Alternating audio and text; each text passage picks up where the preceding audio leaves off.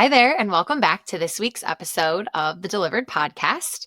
I'm your host, Athena Estelle, and I'm so glad that you've chosen to join us this week. On this week's episode of Delivered, I'm so excited to have on an awesome licensed mental health therapist. She targets her time toward moms. She has so much great experience, and she is a mom of 3. So welcome, Danielle Smith. I'm so glad that you're here. Hi, thank you so much for having me. I'm so excited to be here. Yes, I'm excited to just dive in. You are the first episode of the new year, so that's very Yay. exciting. Nice. Yes. So, yeah, that's awesome. So, I know we've talked a little pre recording, but go ahead and introduce yourself to the listeners, just a little bit about yourself, your Sure. kids, and your focus as a therapist. Sure. So I'm Danielle. I'm a licensed therapist. As you said, I am licensed in the state of New Jersey. So I see moms and specifically moms going through their fertility journey. So whether they are having fertility issues or they're pregnant or postpartum. So I do individual therapy with them. And then I also run a support group for moms in early motherhood. So that is like a 6-week group. I do that as well. I'm also a mom myself. I have 3 children. I have a 4-year-old, I have a 2.5-year-old, and then I have a 9-month-old. So that is my most important role right there. Yeah, I Yeah. love that. That's so exciting. Mhm, mhm. Oh, that's awesome. Now, are they boys, girls? What's the split? Yeah. So I have my first is a boy, and then I have 2 girls. Oh, that's Yeah. awesome. Yeah. That's really exciting. Now, your own pregnancy stories with them, give us like a little talk through those. Did Yeah. you notice any postpartum symptoms with yourself when you were going through that or after? What did Yeah. that look like for you? So, I mean, I got pregnant at the end of 2019, so into 2020. So, I had a pregnancy during the pandemic. So was definitely just not what I expected for my first pregnancy. I already was obviously new to all of this, and then Mhm. to thrown into a pandemic. So that was tough. Definitely, again, like not what I expected, but I did pretty well mentally. I remember I had one like breakdown that stands out when my OB at the time, she told me, just be prepared. Your husband's probably not going to be able to be with you in the delivery room. And I was like, what? She's like, don't worry, we'll FaceTime him. And I like walked out of that appointment and called him and was sobbing. 'Cause that's just obviously just not what you would ever expect, especially your first birth experience. Thankfully, though, he was able to be there. But I think what really rocked me was being postpartum in 2020, like all the uncertainties. Um, you weren't allowed to have any visitors at the hospital. And just the adjustment, I was very carefree before I did what I wanted, was able to like do whatever I wanted when I wanted. And I think just like the adjustment to having a baby and having to just change your whole world was hard Mhm. for me. He also was tough with like sleeping and his temperament, a lot of crying. My husband's a police officer, so he was gone a lot overnight. Like I remember like calling him and crying and being like, I don't know what I'm doing, crying. I feel like I had a lot of like the shoulds. I should know what he Mm. wants. I feel like that's what we're Mhm. told, like the motherly instincts, like you're gonna know what the cry means. And I just had this idea, oh yeah, I'm gonna know him right out of the womb. And I'm like, who? I don't know this little human. And now I get that. Looking back, I'm like, duh, of course you didn't know exactly what he wanted every moment. But I remember I was really hard on myself for that. And then Mhm. once I got through that, that's when I decided I wanted to specialize in perinatal mental health. That experience, I need to support other moms. Um, Mhm. so that's when I got certified and started my private practice to specialize in working with moms. So I think that was definitely the hardest transition. And then we went on to have another. And my pregnancies always were pretty smooth. It was postpartum with my second daughter, who's now 2.5. I remember being like, okay, I'm good. Right after Mm-hmm. I was good. And then it was like 3 months postpartum that I feel like it all kind of hit me, Mm-hmm. which is actually really common. It's a big misconception that struggles will happen right after birth, but Right. it can happen anytime. Yeah, I had a really hard time with breastfeeding and had a lot of like clogs and just a lot of issues there. And Mm-hmm. there was so much guilt. A lot of people were encouraging me to stop breastfeeding because I could see that it was impacting me physically and mentally, but I Mm-hmm. had a hard time navigating the guilt that came with stopping. Yeah, it's weird, right? Yeah. Yeah. It's so funny that you say that because that was huge for me too. And at the time, Really. everyone's like, why don't you just bottle feed, like pump and Yeah. bottle feed? And I was like, no, I want the bond, pride. I mean, part pride, Right. but also part of exactly what you said. Like society tells you, like, oh, you'll know. And I Yeah. remember I would tell Chris, I'm like, but I don't Yeah. know anything. And then for us, it was kind of obvious because she wasn't gaining weight, but I still was too prideful to give up and Mm. supplement with formula. So I was like, we'll figure it out. And the breastfeeding is very tricky because I do feel like it's so mental because when Yeah. you start getting in your head and getting stressed, at least for me, my milk started changing within 48 hours. Like Oh, really? it got thin, it got like the first time when she was little, maybe 2 months old, it started to get like the color was different. It was not Mm. as thick and nice. It was more not gray. That sounds like I have a sickness, but like definitely Yeah. not like a beautiful cream color. Right. Right. So it's interesting, and I feel like everyone that at least I've talked to, we all struggle with it. So I'm like, Mm. why are we talking about how hard this is? Yeah, I know. I see it. I mean, with a lot of my clients. I mean, of course, there's the people who have this beautiful Yeah. story, but so many women, and that's always what they say. No one told me how hard this was going to be, right? That Uh-huh. you just heard, oh, well, this is what the baby needs and this is what's best for the baby. But people aren't talking enough about how much it can impact the mom.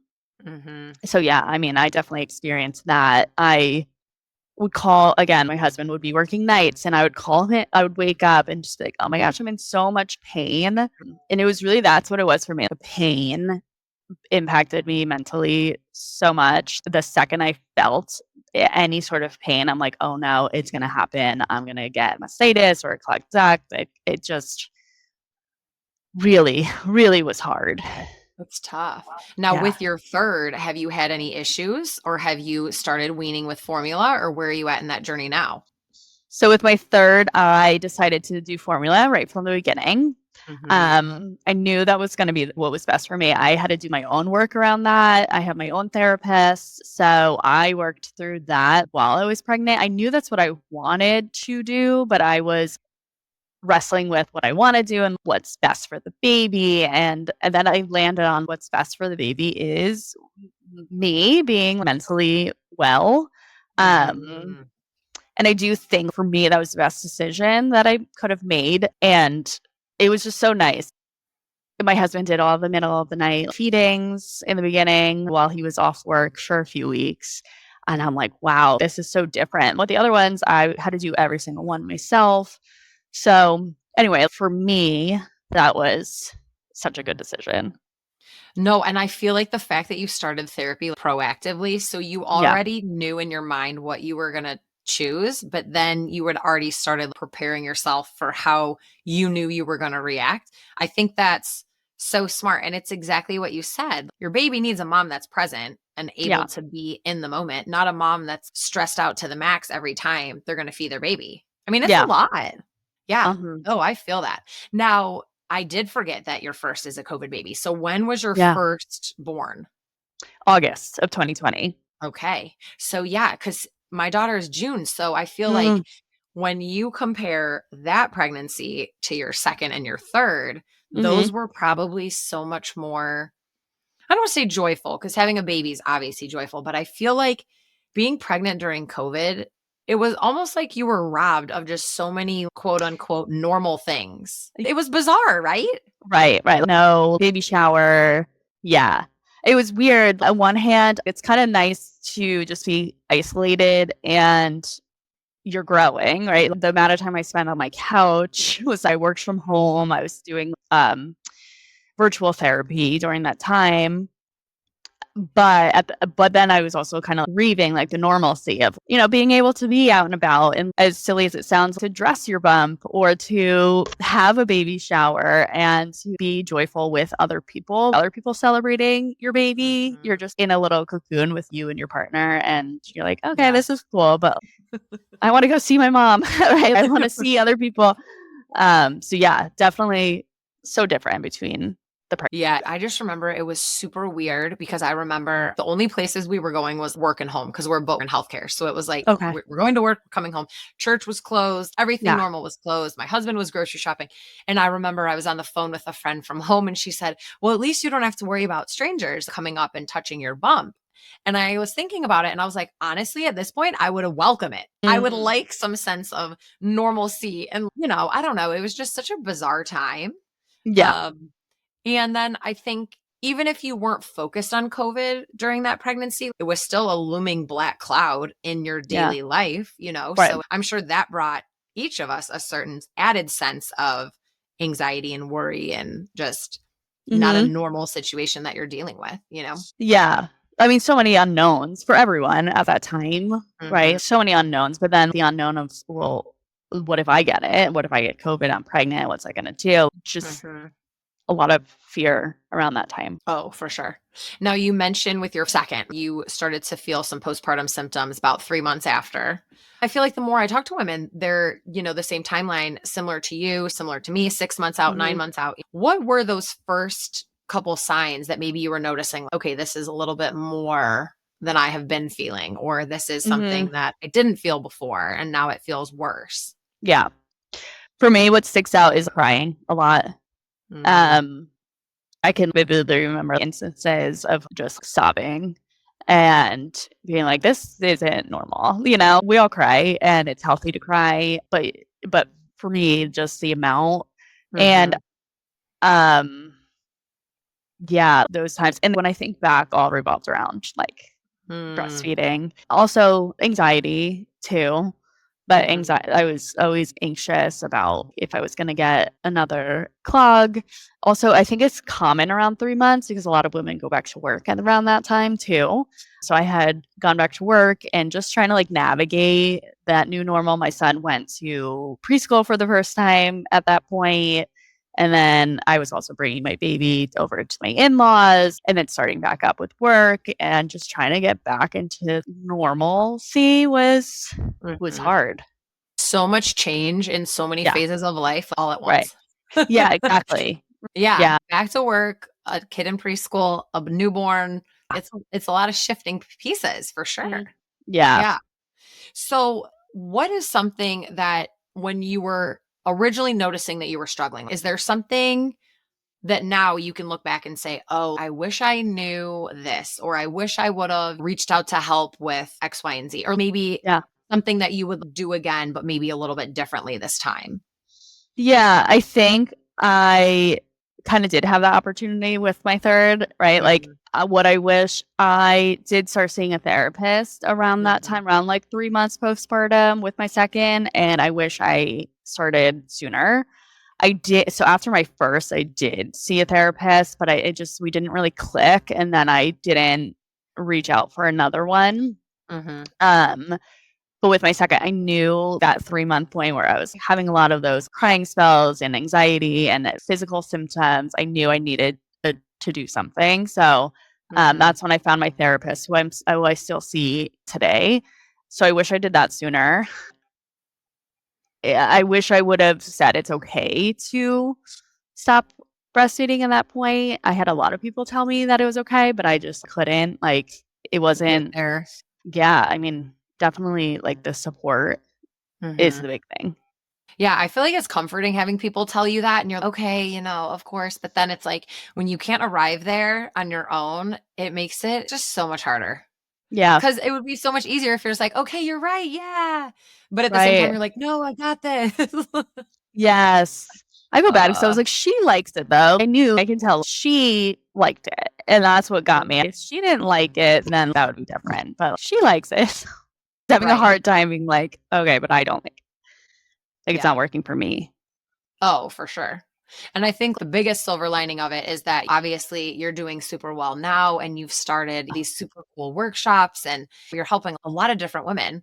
But on your own, just I guess going from babies 1 and 2 to number 3, Yeah. what did that postpartum teach you other than the breastfeeding? Was there Yeah. another aspect of yourself that you were like, oh, I never really thought about this, or oh, it really showed me that?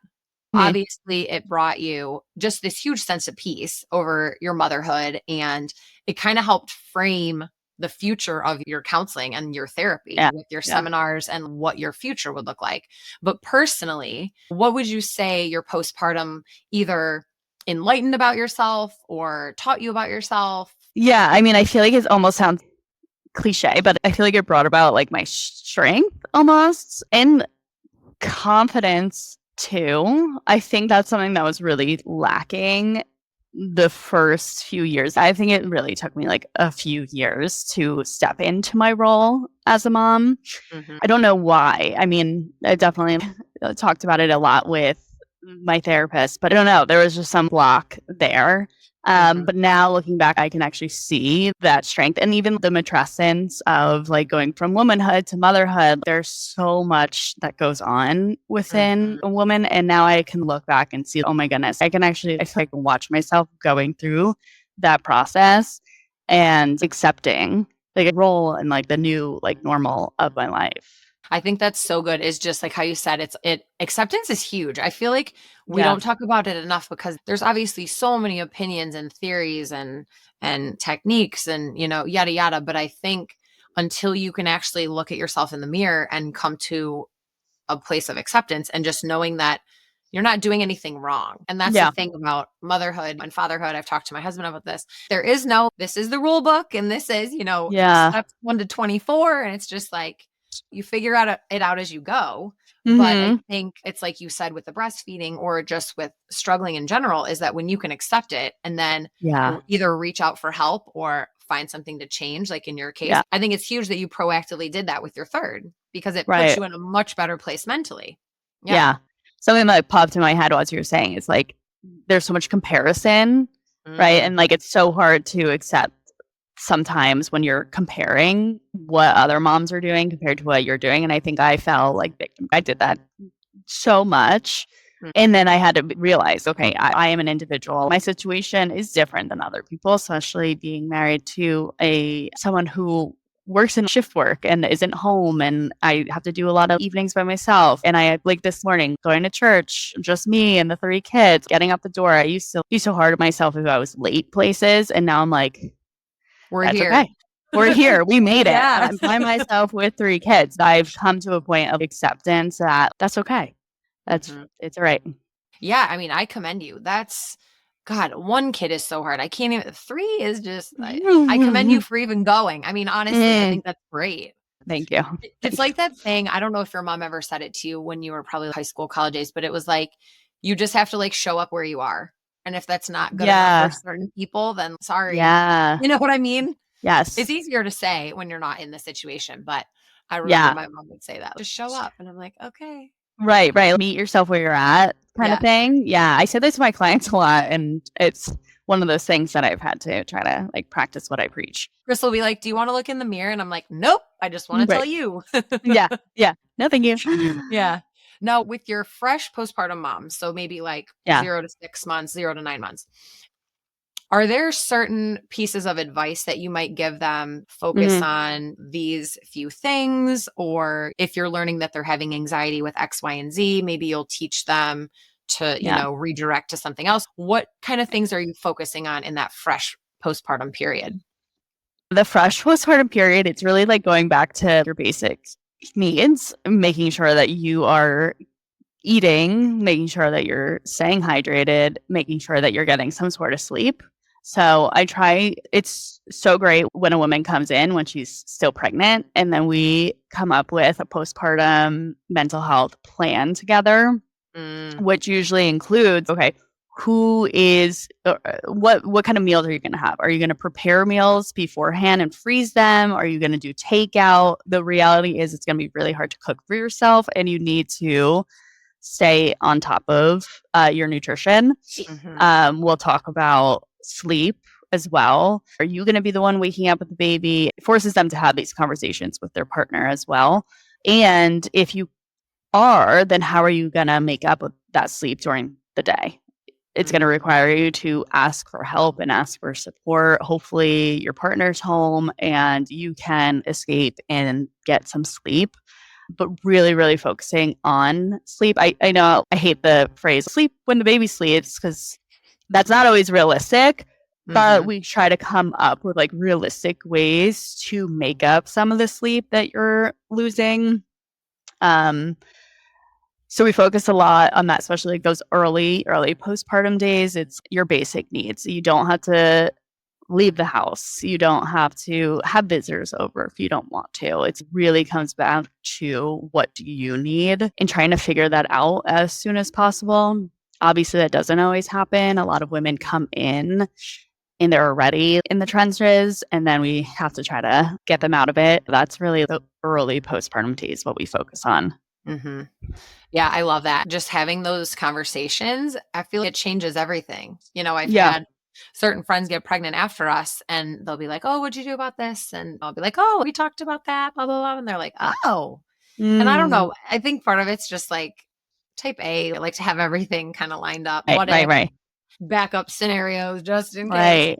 But no, I think that's great because I don't know, when you're in it and your bottles and diapers and baths and explosions and like all the different things, it's like your day could go from 7 a.m. to 6 p.m. in the blink of an eye and you haven't put one thing in your mouth. It's so true. That was me, my first one. I'm not type A at all. And I'm jealous. I mean, I wish I was a little bit more. It's something that I've had to accept about myself.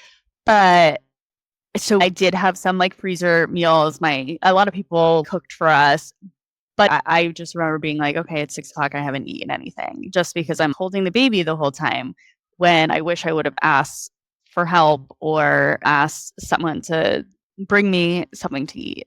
It's so important to have those conversations early. 100. Yeah. So is that really what you're focusing on? If you're bringing in a husband or a partner, a support person for one of your moms, are those really kind of the pieces of advice that you're giving to them as well? Just focus on nutrition, focus on helping the mom just however she needs it, right? Because I feel like some people are going to want them to like cleaning and like keep the house together, like keep life moving. And then other people are just going to want to sit, chill, soak it all in. You know? Well, I mean, I try to encourage the latter there to sit and rest. And your only job during that time is to be with your baby and to take care of yourself.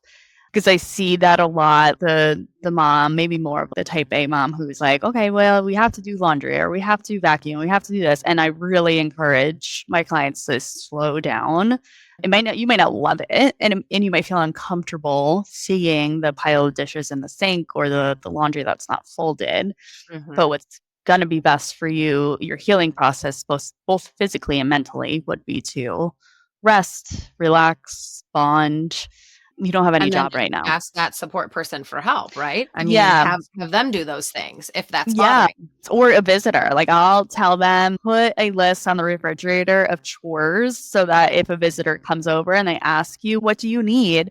You're not just trying to think. A lot of times we're like, oh no, we're good. And then we start to feel bad. You could say, go look at the refrigerator. I actually have a list of chores that I need to get done. Do you think you could cross one of them off? That's a great idea. I love that. That's very good. I like that a lot. So tell us when you initially started Empowered Motherhood, which is your brand on Instagram. And I think the name is fantastic. What drove you to start that and explain why you chose that name? Sure. Well, so I started out Empowered Counseling because that's the name of my therapy practice. But then as I kind of evolved to doing some coaching as well, so I didn't mention that, I also do some coaching and I have courses and I have the support group. I wanted to change my name to something that encompasses motherhood. I wanted someone to see my page and know this is a page for moms. So my coaching business is called Empowered Motherhood. So then I switched over to Empowered Motherhood, but I love the empowered portion. I wanted to keep that within both my therapy and my coaching business. Like that's my overall theme. My support group is called the Empowered Mom Circle. Everything is really geared towards how can we empower moms to step into this role and be confident in this role and take care of themselves, despite being a mom who is told that they're supposed to come last. I love that. Now, are your support groups, are they virtual? Are they in Yes. person?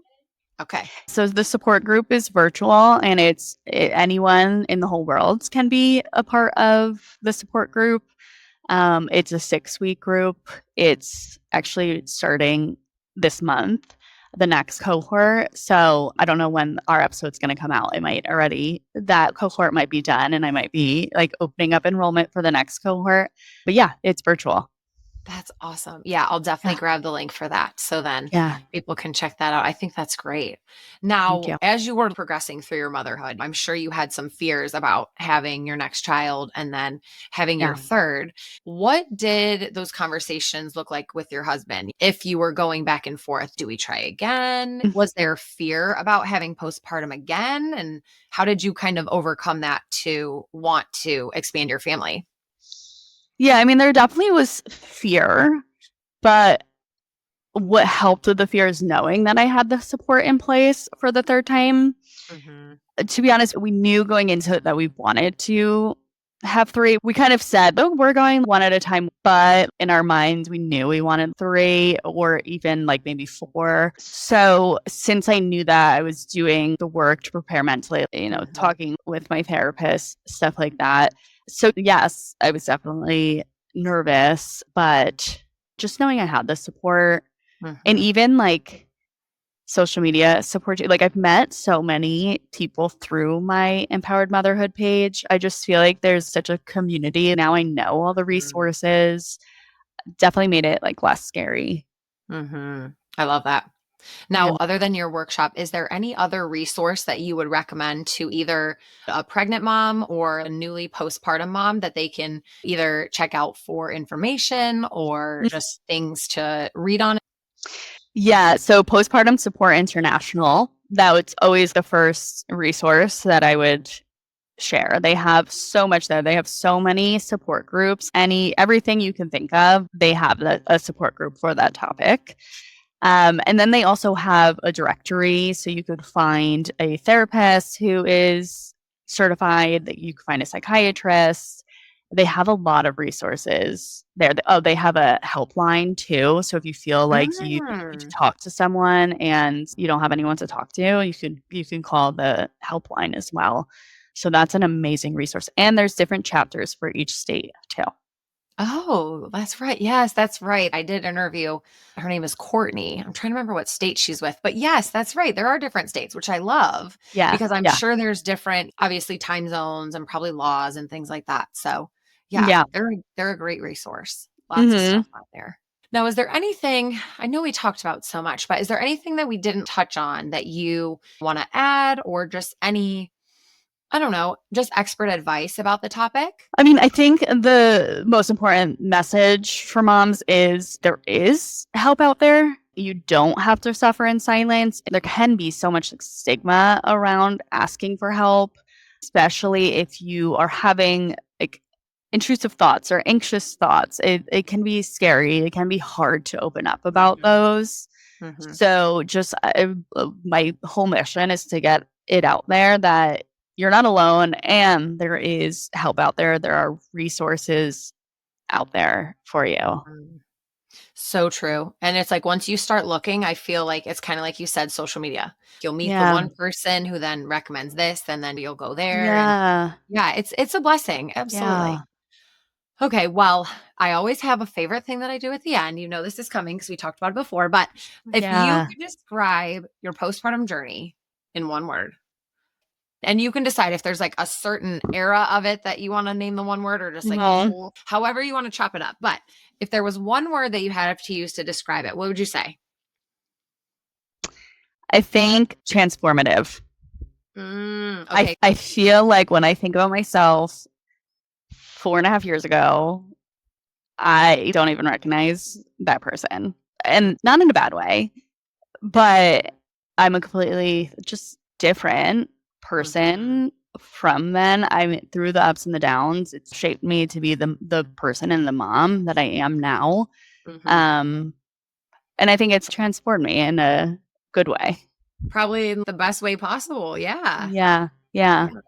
Oh, that's really cool. I love that. Thank you. Yeah. I'm so glad. That was a really good answer. Well, I will link your page and then Okay. we'll have the PSI resource and a couple other Yeah. resources for the listeners. But thank you just so much for your time. You're just so Yes.